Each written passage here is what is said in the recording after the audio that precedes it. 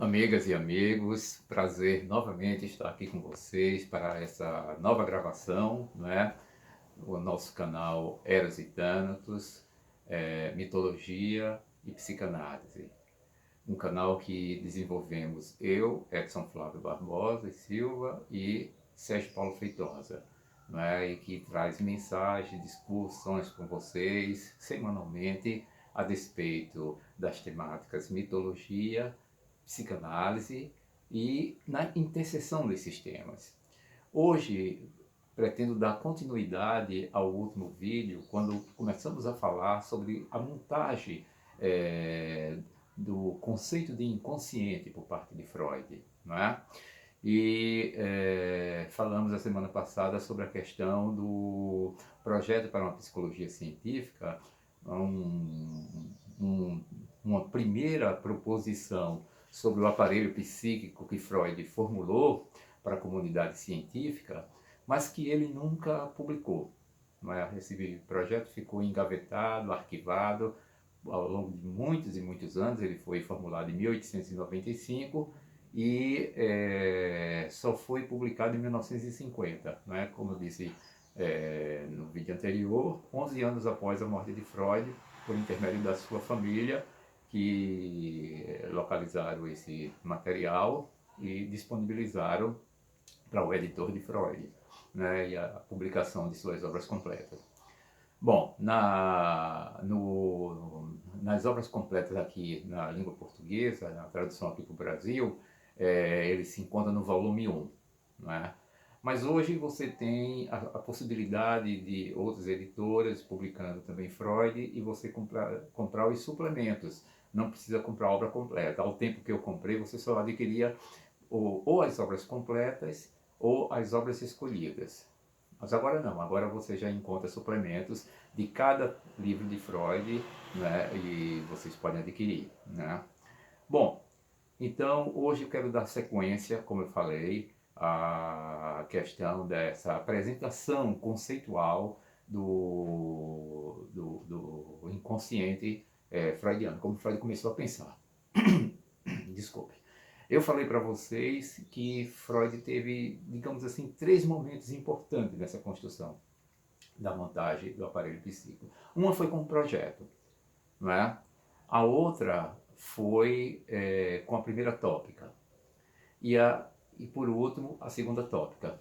Mas dentro desses três grandes momentos, ele foi fazendo modificações, foi introduzindo novas questões, não é? No sentido de Freud estava sempre colocando a sua obra em questão, em desenvolvimento.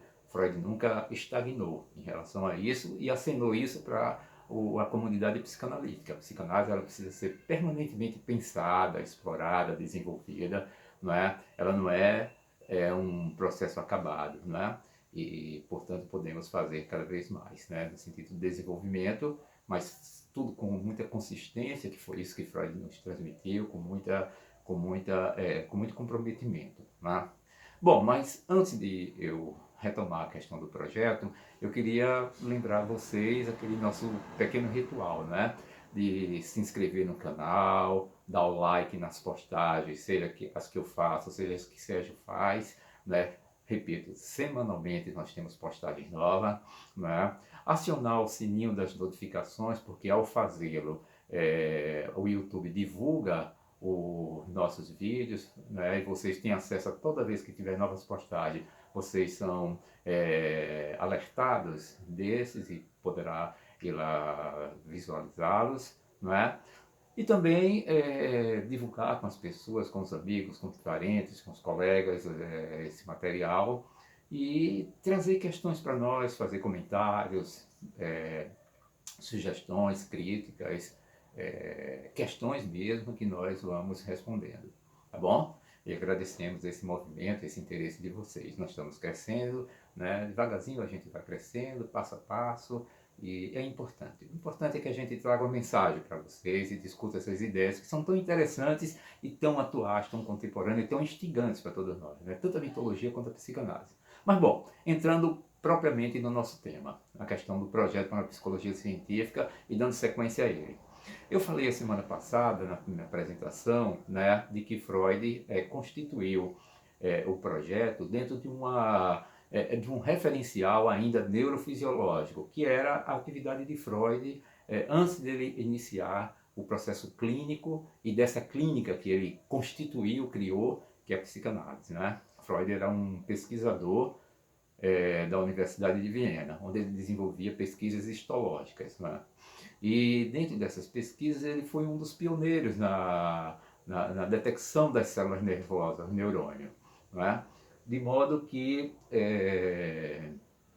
Freud formulou o projeto muito em torno das ideias que eram insetadas em relação à neurologia que ele investigava, né? Então ele vai fazer essa proposição de aparelho psíquico, não falando ainda em inconsciente propriamente dito, mas falando em sistemas de neurônios, né? Primeiro, sistemas de neurônios permeáveis, que é aquele sistema que ficava na periferia entre o mundo externo, os sentidos, os órgãos de sentido, e o mundo interno. Depois, mais internalizado, localizado na substância cinzenta da medula espinal, havia os sistemas de neurônios impermeáveis, né? E por último, entre um e outro sistema, os sistemas de neurônio perceptivo. O que é que caracterizava a diferença de um para o outro? Anatomicamente, eles tinham a mesma natureza, a mesma formação. No entanto, os sistemas de neurônios, né, que funcionam em conjunto, né, em tecidos celulares, eles têm entre eles o que se chamava barreiras de contato, ou seja, que seria uma espécie de defesa do sistema em relação às quantidades, às excitações que ele recebia, seja do mundo externo, seja do mundo interno, né, e que se distribuía através dessas excitações pelo corpo neuronal deles, os axônios, não é? E eram depois distribuídos em ligações elétricas através dos dendritos, que são tipo uns fiozinhos, umas anteninhas que ficam nas pontas do sistema neurônio. O sistema neurônio aquela célulazinha que parece um bichinho que a gente chama aqui de sapo de rabo, né? Uma cabecinha maior, uma caudazinha, né? Que é o axônio, né? E nas extremidades deles, seja da cabeça dele, seja do axônio, tem os dendritos, né? Que fazem as ligações elétricas. Bom, então essa descarga, essa excitação que ele recebia, produzia uma descarga e eles distribuíam para o conjunto celular, do tecido celular dos neurônios. No caso daqueles sistemas de neurônio que ficavam na periferia entre os órgãos de sentido e os órgãos internos, né, eles se tornavam permeáveis porque eles recebiam uma excitação muito grande do mundo externo e eles não conseguiam reter com as barreiras de contato essa quantidade de excitação para redistribuí-lo de maneira mais equilibrada. Então, esse sistema se tornava totalmente permeável. Assim, as barreiras de contato existiam, mas não funcionavam de maneira muito efetiva. Já nas excitações dos órgãos internos, as excitações internas, os sistemas de neurônios impermeáveis, aí você já tinha uma retenção. E essa retenção era muito importante para você desenvolver as produções psíquicas, né? No caso, consciência, percepção, enfim, né? Operar os órgãos de sentido. Então, os insumos psíquicos. Então, o sistema de neurônio impermeável se diferenciava porque eles já tinham um sistema de contenção operando mais adequadamente através de suas barreiras de contato, né? Entre um e outro sistema operava um outro sistema que transformava as excitações quantitativas, né, do mundo externo e também dos órgãos internos em qualidade, ou seja, exatamente em percepção, consciência, ou seja, as produções psíquicas. Né? Era assim que Freud desenhou, na primeira parte do projeto, essa estrutura do aparelho psíquico. Mas que ele foi percebendo, né, que não atendia, não respondia propriamente por aquilo que ele intentava, daquilo que ele já estava intuindo, percebendo, detectando em sua clínica, né? E particularmente naquilo que logo em seguida ele foi enunciar como sistema inconsciente. que esse termo inconsciente, ele concebeu exatamente nesse mesmo período, em 1895, ou seja, em 1895 ele propugna o projeto para a psicologia científica, e nesse mesmo ano, em um outro texto chamado Estudo sobre a Histeria, que ele publicou juntamente com o seu primeiro grande colaborador e parceiro, que foi Joseph Breuer, um médico vienense, né? Um estudo chamado Estudo sobre a Histeria, e nesse, na parte que competiu a Freud, ele pela primeira vez grifou esse termo psicanálise. Nascia ali a psicanálise. A gente registra ali o nascimento da psicanálise. Bom, mas no projeto há uma segunda parte. E nessa segunda parte tem uma concepção muito interessante que Freud vai começar a fazer, ou seja, uma primeira proposição sobre a questão do objeto, sobre a sua teoria do objeto. E é muito interessante que a gente possa compreender como é que Freud vai desenvolver isso aí. Porque lá ele vai começar a falar de dois registros fundamentais que o objeto assume no estatuto de objeto da psicanálise, ou seja, o objeto perdido e o objeto falta. O objeto perdido seria um objeto que Freud vai chamar de a coisa, das Ding, né? E é um objeto que ele diz, um objeto perdido, mas jamais possuído. Como é esse paradoxo? É um objeto que nunca existiu como elemento imanente, como elemento sensível, né? Mas ele foi percebido, né, por nós, ainda na tenra infância, através da sua falta, da sua perda. Não é? A gente vai registrar, inclusive, as primeiras experiências de satisfação nossa, como Freud observou, a partir da perda do objeto. É a partir da perda do objeto que a gente registra as nossas primeiras experiências de satisfação. E Freud dizia que esse processo se dá mais ou menos assim, como uma alucinação. Então ele fazia o seguinte aparato. Vamos imaginar o seguinte: uma criança está amamentando. Ela satisfaz uma necessidade orgânica dela, que é de nutrição. Quando ela se satisfaz dessa necessidade, ela permanece não mais sugando o seio da mãe, mas chupando o seio da mãe, né, e fazendo um movimento de satisfação. A mãe depois retira a criança, né, quando ela percebe que a criança já satisfez a sua necessidade, né, põe a criança para dormir e percebe algumas vezes que a criança, quando dorme, ela está como se estivesse sonhando ou alucinando algo que pudesse produzir um balbuciar na boquinha dela, um movimento na boca dela, como ela estivesse se regalando, se satisfazendo de uma satisfação objetal, né, de alguma coisa que pudesse trazer a ela uma satisfação. Freud vai detectar esse movimento e registrar esse movimento, né, e ele observava muito os filhos dele e posteriormente os netos, né, no desenvolvimento infantil, e ali ia fazendo também o seu campo observacional. Então ele vai detectar esse movimento, desse balbuciar da criança, dessa satisfação no momento que ela está dormindo, e vai dizer que ali havia um registro objetal. Né? Um registro objetal quando essa criança não estava mais em contato com um objeto da sua satisfação nutricional, da sua necessidade. Não é? Mas ali tinha um outro registro de objeto.